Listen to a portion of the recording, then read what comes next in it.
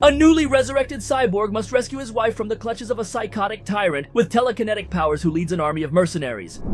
What's up, Mr. Caveman here, and today I will recap the movie Hardcore Henry.